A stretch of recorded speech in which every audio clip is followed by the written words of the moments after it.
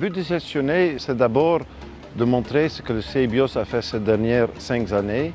Il y a des présentations par les différents partenaires sur les activités qu'ils ont faites dans leur pays. Ensuite, la deuxième partie, c'est pour montrer les autres acteurs de la coopération au développement belge, ce qu'eux ils font par rapport à la biodiversité. Et la dernière partie, c'est le débat où on va discuter l'opinion de différents intervenants. Est-ce que la coopération belge prend assez en compte la biodiversité, pas seulement dans ses activités liées directement à la biodiversité, mais aussi pour les autres objectifs stratégiques pour le développement durable? Ce colloque est très important parce que ça rassemble un peu tous les acteurs en Belgique et dans nos pays partenaires qui ont un peu le même objectif de protéger la biodiversité dans le Sud. Tout ça dans le contexte de l'agenda 2030.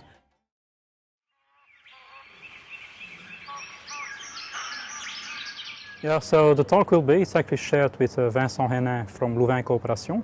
It will be a talk about the Climos Environmental Toolkit, and that's a tool that's actually meant to streamline environmental sustainability and biodiversity in a whole range of projects. It is not just about having conservation projects or biodiversity projects, no.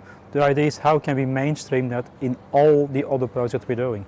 My presentation will be more at the international level, what we are doing at the Convention on Biological Diversity in terms of what the Secretariat is doing to support countries and developing their capacities and coordinating with different partners to support capacity development programs as well as technical and scientific cooperation across the world. And also looking at the post-2020 process, how we are planning to design our capacity development program and a strategy for doing that in the next 10 years. Aujourd'hui, on a parlé, disons, sur notre collaboration avec CBIOS et l'Institut des sciences naturelles de Belgique.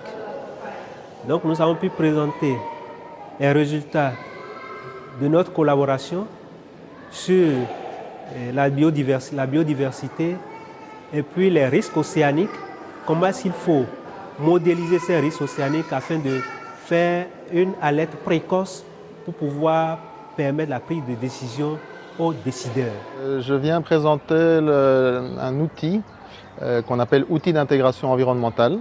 C'est une méthodologie, une approche, des outils que nous avons développés depuis 2011 au sein de Louvain Coopération avec nos partenaires dans le Sud pour répondre à la préoccupation de l'intégration environnementale dans les projets de développement au niveau d'un programme de développement, au niveau macro, et au niveau micro dans l'accompagnement d'une activité productive.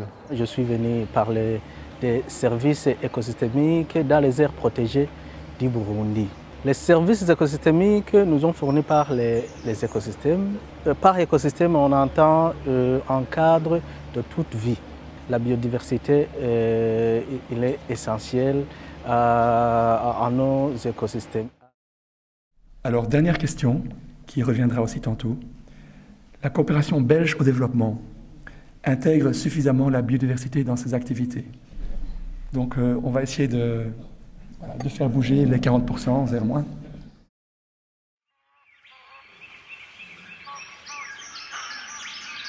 Alors cette journée est importante parce qu'on n'est pas toujours suffisamment conscient des enjeux liés à la biodiversité. Et d'abord et avant tout, ce qui est important, c'est de comprendre, c'est de connaître le monde dans lequel on vit, les enjeux, les défis. Et l'important d'une journée comme celle-ci, évidemment, serait de voir ce qu'on en retient et ce qui pourra être transmis, en particulier aux décideurs politiques, pour les encourager à plus d'action et d'intervention en faveur de la biodiversité. Si cette journée est importante parce que ça fait déjà quand même 24 ans que le Bénin a ratifié la Convention sur la biodiversité et 25 ans au plan mondial, il était temps quand même de faire un bilan. Et c'était pour moi comme une journée bilan. Non seulement ça nous a permis de rencontrer plusieurs partenaires, tant des partenaires du Nord que des partenaires du Sud, partage d'informations et partage de bonnes pratiques, etc., que nous pouvons incorporer dans notre plan de travail aussi, afin réellement de pouvoir plus évoluer et d'avoir des objectifs, des résultats plus tangibles. Well, it's a great day because, in fact, you can meet old friends again.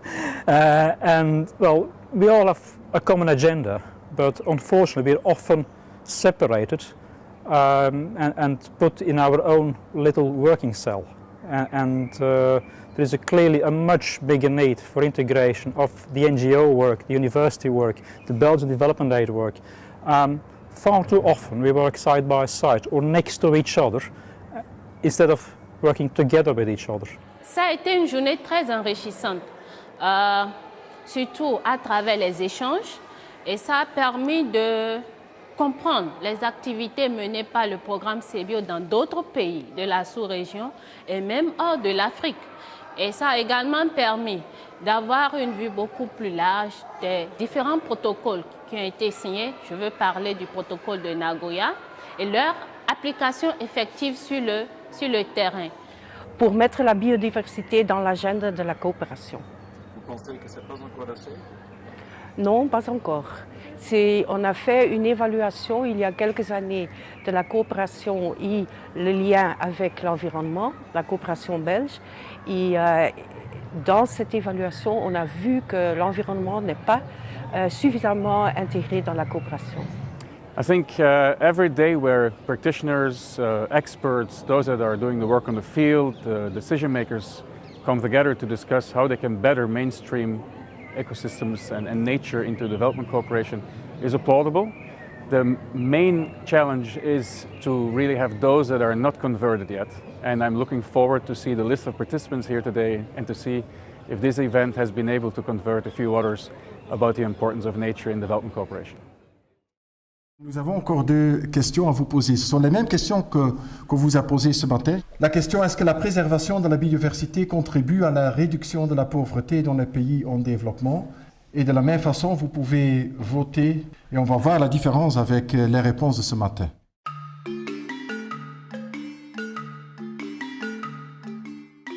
Juste aussi, comme on est entouré par deux universitaires ici, je crois que c'est important aussi de redire l'importance de la connaissance.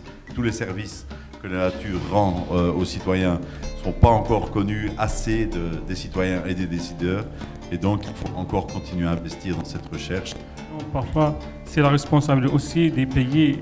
Quand il y a des programmes de coopération entre la Belgique et les autres pays en développement, mais c'est les pays en développement qui ne proposent pas des projets. Et c'est pour cela qu'en réalité, on a ce résultat-là. Alors, il y a encore beaucoup de travail aussi pour CBIOS, que nous remercions tous pour l'initiative d'aujourd'hui.